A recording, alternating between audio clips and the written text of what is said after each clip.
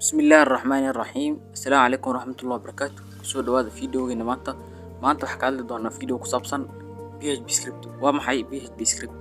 PHP Hyper Text Preprocessor waxaa loo yaqaanaa luqad qoraal oo leh ujeedo marka looga faa'iideysan karo in lagu abuuro website-yada shaqeynaya. Tusaale ahaan waxay ka mid yihiin luqadaha dhanka serverka kaca maxaa ku shaqeeya serverka.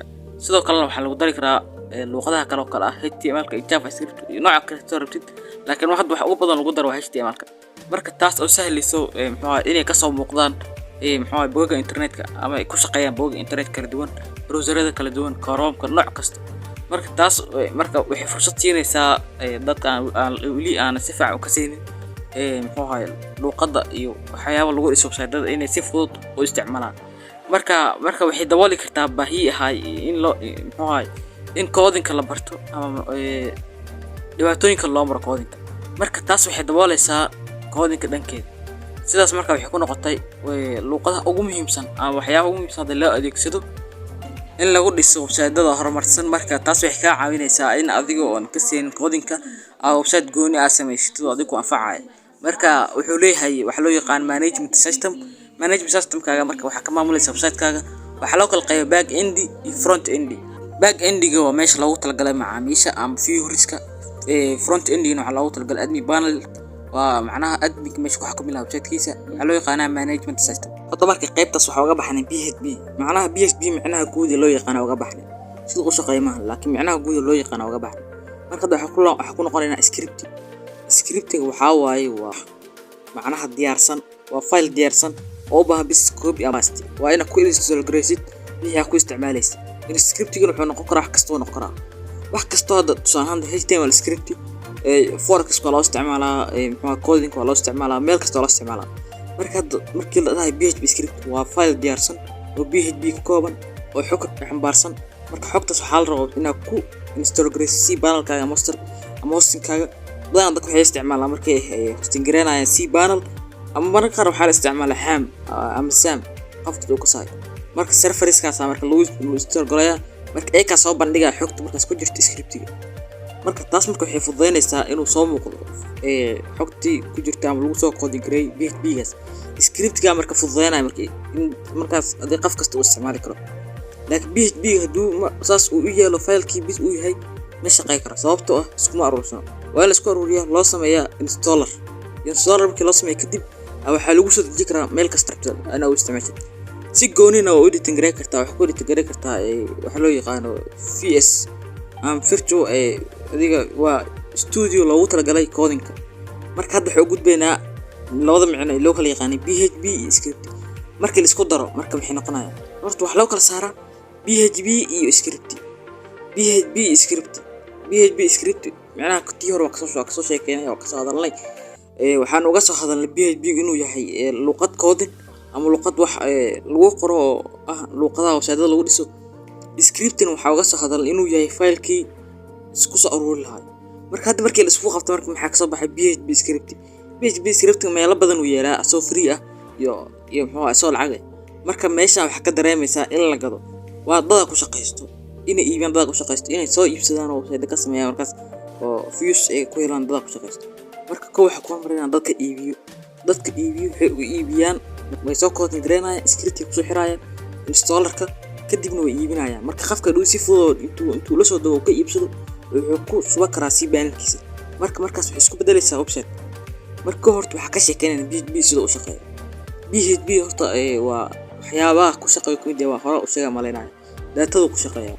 marka web server-iska waa marka horta xogta waxa laga soo qaadayaa PHP-ga xogta laga soo qaadayaa wuxuu siinayaa browser-ka siinaa kadib browser-ka wuxuu soo dhiibayaa file-ka PHP-ga lagu celinayaa. marka xog kale aydan MySQL la dhahay oo markasta dhaqdhaqaaq ka dhac PHP-ga soo aruuriso waxay keenaysaa PHP-ga. markaas waxay fududaanaysaa macaamilka soo imaada website-ka xogtiisii oo kooban hadduu isdiiwaan gelina in management system-ka kugu harto. marka waxa intaas fududeynaya waa PHP-ga. marka sawirkan yarka u jeedina waxa waaye waa bilowga PHP-ga macnaha waa wax laga bilaabo waa qaybta ugu horeyso markii la qorayo PHP. marka meeshan u jeedin waa way kala duwan yihiin horta way kala duwan yihiin coding way kala duwan yihiin.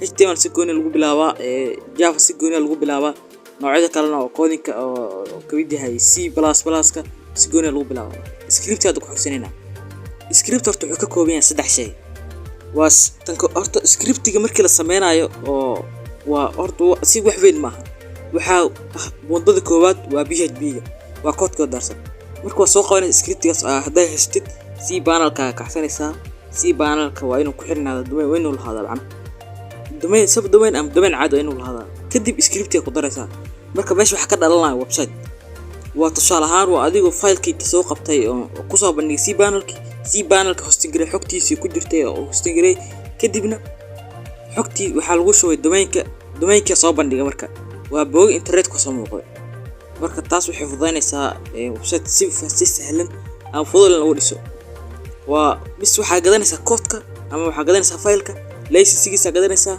waa soo qabanaysaa C panel-ka hosting garaynaysaa isla markii wax isku bedelaya website diyaarsan marka hadda waxa jiro noocyo badan website-dada soo ahaan hadda ka shaashada kama qoo kale waa online course website waa dhameystireen noocyada waxa loo yaqaan PHP loo yaqaan lagama dareemayo inuu PHP yahay laakiin waa PHP oo kaliya waxa u baahataa file-kiina soo gadatid hada waa waxaan insha Allah videos ku xigto waxaan ku tusi doonaa sida loo sameeyo ayagoo nooc marka hada video waxa uu talgal inuu ku soo koobo ilaa 8 daqiiqo ina ka badiyo mar marka noocyo badan way jiraan hada kan oo kale waa online course website waa koorsooyinka ku soo gudbinaysa marka wuxuu leeyahay waa management system u gooni u leeyahay kana waa movies website filmaanta streaming waxa lagu talgalay wuxuu leeyahay wax u gooni management system u gooni oo fudud oo website ka si fudud oo sahlan markaas uga maamuli karto marka anaga waxa sameeynaa website oo hijrin.tech lahay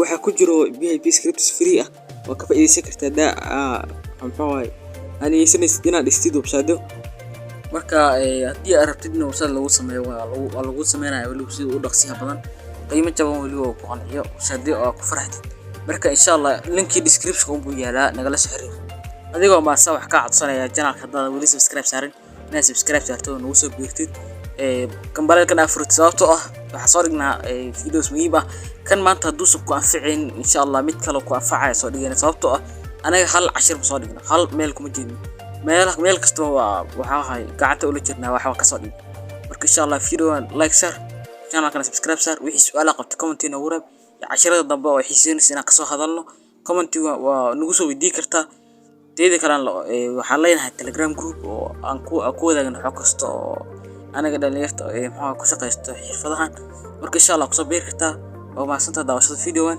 Assalamu alaykum warahmatullahi wabarakatuh.